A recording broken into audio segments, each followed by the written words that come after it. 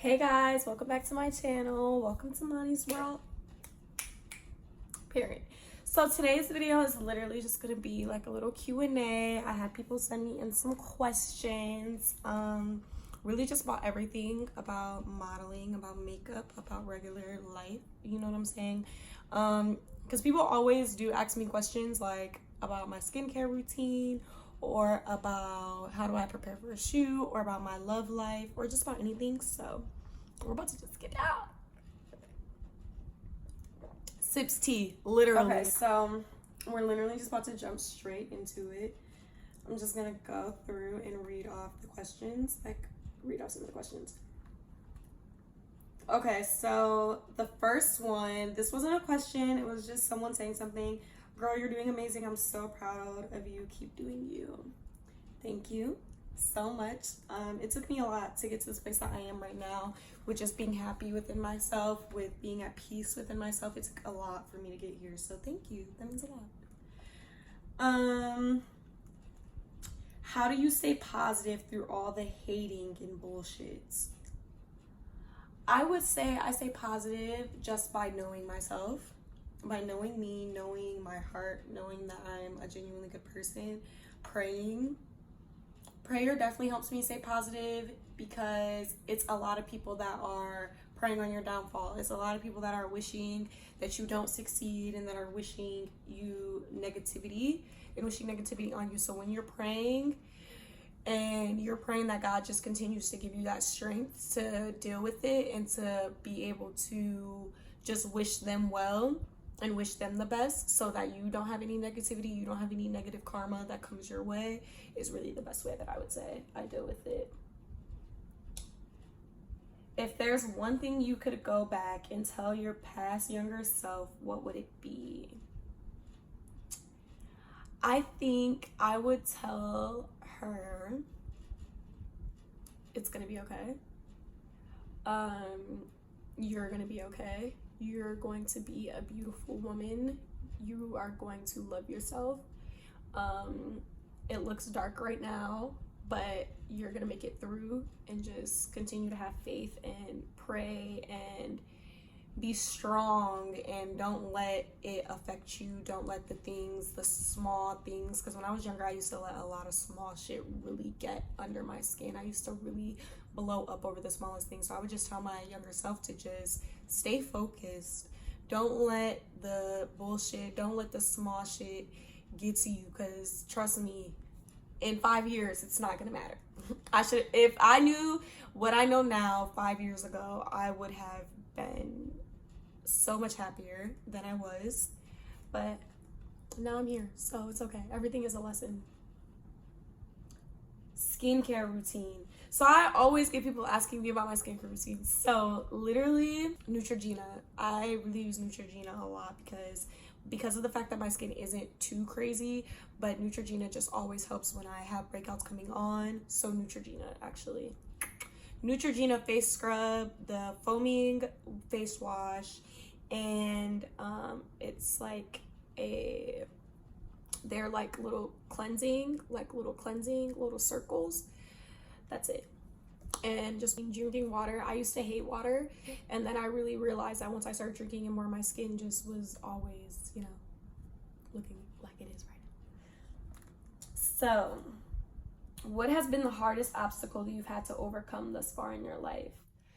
The hardest obstacle that I have had to overcome, I would say, would be my depression and anxiety.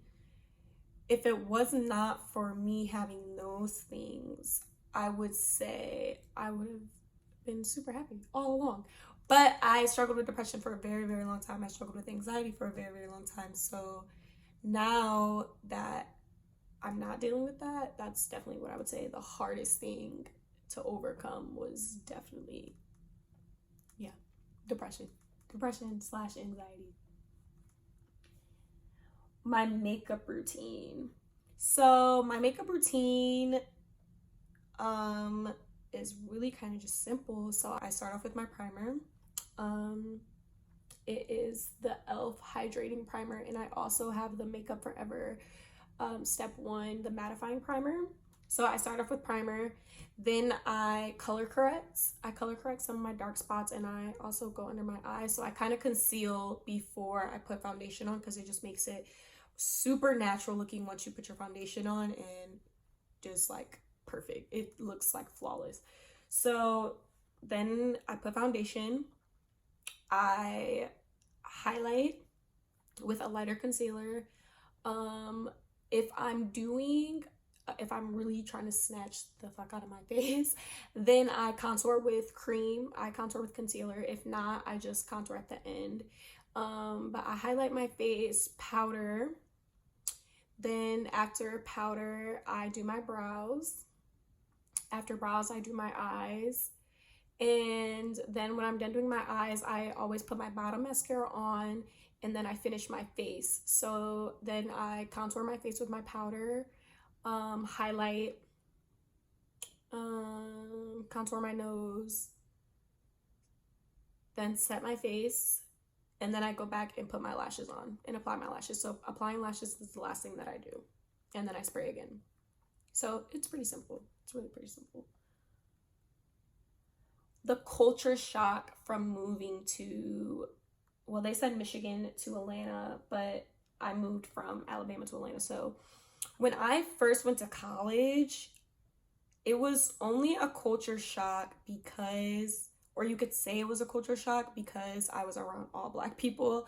And where I'm from, I am not around just all Black people all the time. Like, I had a white best friend. Like, I grew up around white people and other different types of people. But when I went to school, I was around all Black people.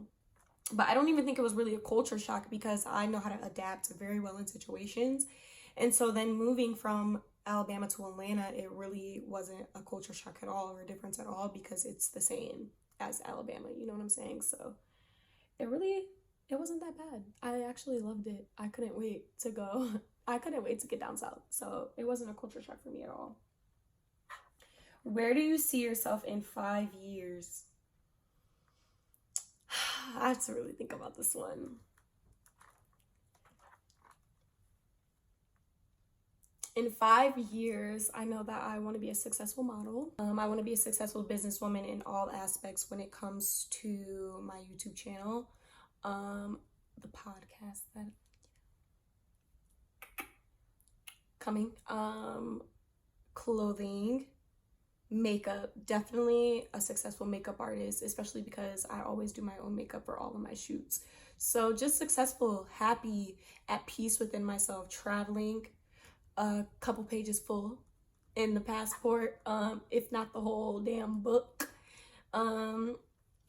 I don't know. I definitely would see myself in a relationship. I definitely see myself being in a relationship in the next 5 years. But I don't know if I would say kids, because as much as I love kids and as much as I have really, really wanted kids for a long time, just how my life is going right now and the direction that it's going in my career, I wouldn't see myself having kids in 5 years. I would see myself having a ring. If I was going to be in a relationship, I would definitely see myself with a ring in the next 5 years. No. How'd you get into modeling? So, I love telling the story. So I got into modeling because when I was younger, I didn't really have a lot of self-confidence. I was very, very insecure about my looks. My teeth were janked, okay? My teeth were messed up. So I really did not have a lot of self-confidence in myself. And then me and my mom used to always watch America's Next Top Model. And cycle 3, the winner on season 3 was Eva Marcel. And I remember just watching her go and kill shoots every week. She was killing her shoots and everyone hated her. Like, everyone thought that she was the biggest bitch. Everyone thought that her ego was out this world. But what they could not ever say was that her work was not amazing and that she wasn't always knocking it out of the park. And so I was like, I want to be her. I want to be just like her. I want to do that. I want to be able to stand in front of a camera and make love to the camera and be able to make people say, wow, this is art.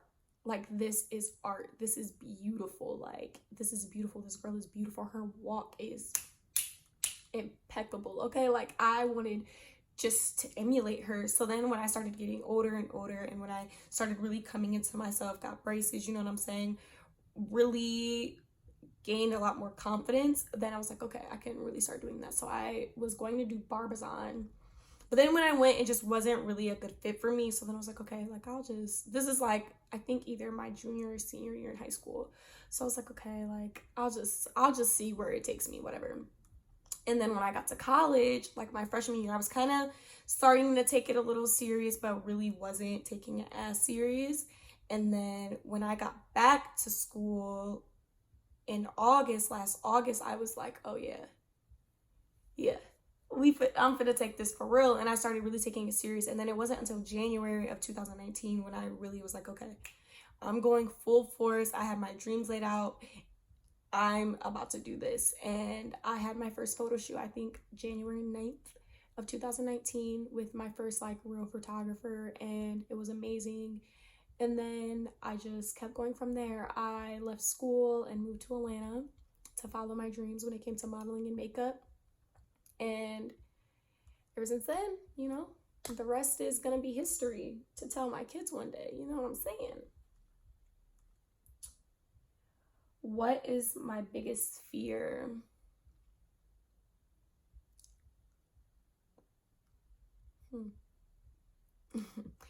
I would say my biggest fear is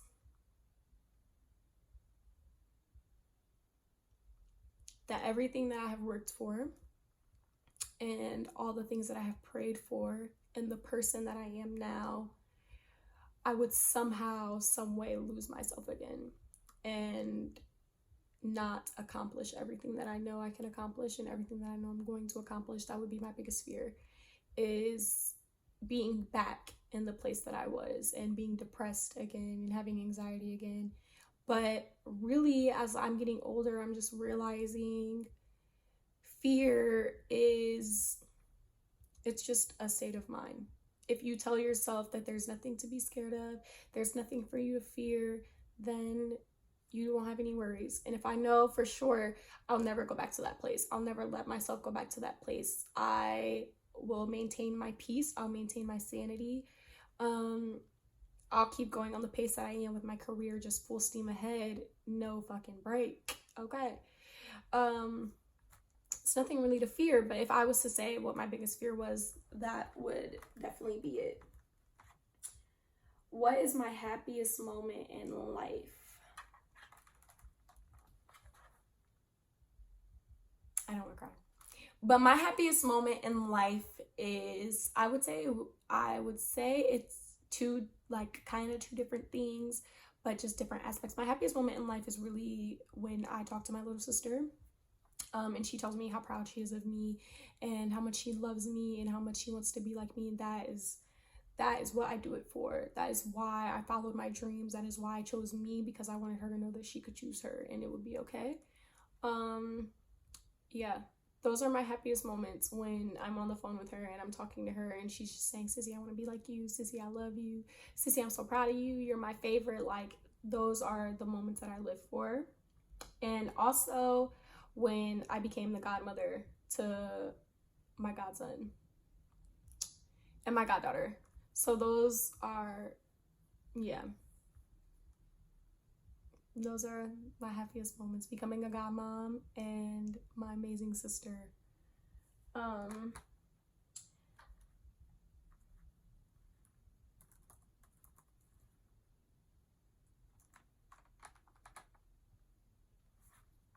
What is your biggest turn on and turn off?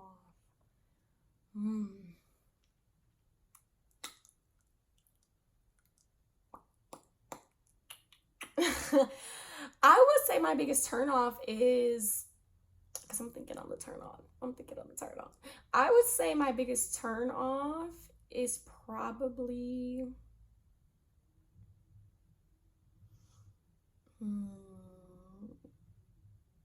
I'm gonna give like three because I don't have just one. Bad teeth. I hate bad teeth. Like, biggest turn off. As well as I do not like when people that you're in a relationship with, like, don't flex. Don't try to flex on me. You know what I'm saying? If I'm your girl, let motherfuckers know I'm your girl. If I'm your shorty, let motherfuckers know I'm your shorty. Don't ever try to flex on me like, oh nah, we not really like that. We not, nah, nigga. You was just up, laying in the bed, caked up, crying to me, nigga. Don't play me. You know what I'm saying? Like, I don't like stuff like that. Like, just be for real about it. And a person that can't really, that would rather just think that you know what they're thinking instead of just being open and being able to tell you that. They would just rather have you hunting for clues and shit. Like, oh, you already know how I feel about you. What? Am I just supposed to automatically know, like, without you telling me? But then if I guess and if I assume that you feel a certain type of way and you don't really feel that way, then I'm wrong, right? You know, shit like that. That's a turn. Those are turn offs. And not being able to dress, because I need you to match my fly book. Period. Turn on. Eye contact is a very, very, very big turn on for me. Like, if you stare at me in my eyes and just stare at me, I'm just gonna be like, huh? Like, I love eye contact. I love eye contact. I love someone that's affectionate. I love being affectionate because I'm a very, very, very affectionate person. But eye contact, that's the key. That's the key. I'm telling you. That right there is it. How do you prepare yourself for a shoot? So for a shoot, I like for my shoot days to be as least stressful. Like, I like to have the least amount of stress that I could possibly have. So I really wake up, pray. I go over the concept of the shoot, make sure that I have all my outfits together, make sure I wash my face really, really, really good. My diet, I really don't eat a lot anyway, just because I just never really eat a lot. Like, I can eat one time and then be okay, like, for hours. It's just how my body works.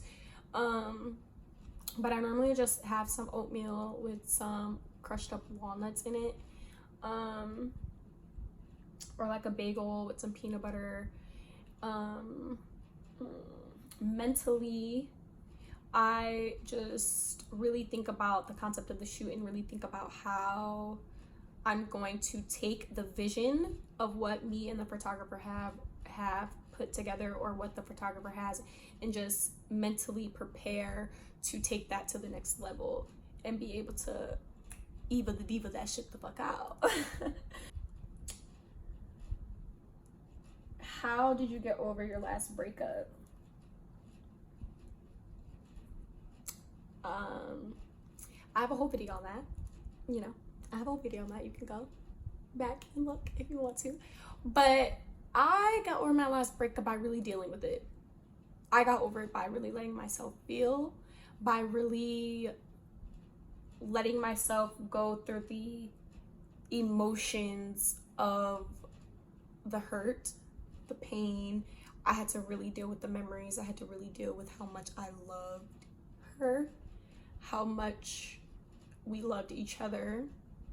I had to deal with all that. I had to deal with, you know, for me, I sat and I went through my phone and I looked at every single picture, every single video. I went through our text messages, shit that I still haven't even deleted, you know, because it really does take time. But I really just had to let myself feel that. The good times, the bad times, the indifferent times, all of that. I really had to let myself feel all of it. And praying, man, like, prayer is my answer for everything at this point in life, because if it was not for me being able to bear my all and really just give it all to God, I don't even know where I would be right now. So really praying, getting on my knees and crying out to God for him to help me get through it and heal me from it was really a big part of how I got I got through it. It really was. Do you see yourself having kids? Absolutely. Absolutely. I cannot wait to be a mom. I can wait, but I can't wait. You know what I'm saying? Because obviously right now I'm just not in that place, but I can't wait to be a mama. I love kids. I can't wait to have my own. Have you and your ex communicated?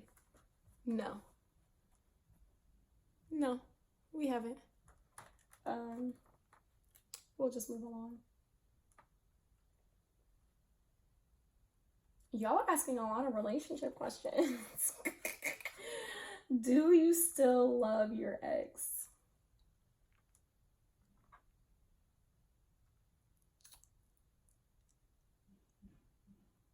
Yeah. Yeah, I definitely do. I definitely do because I was in love and it is not something that just goes away super easily. Like it doesn't just go away like that. So I definitely still love my ex. But it's not a love like, oh, if she called right now, I would just fall into her arms and get back into a relation. No, it's just a love like it's just a different type of love. You know what I'm saying? I'll probably always have that.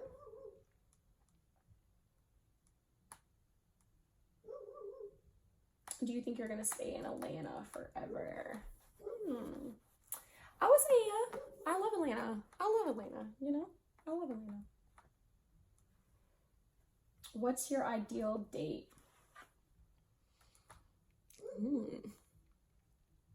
What type of date? Is it like a chill date? Because then I've always wanted to go on a picnic. I have always wanted to go on a picnic. So yeah.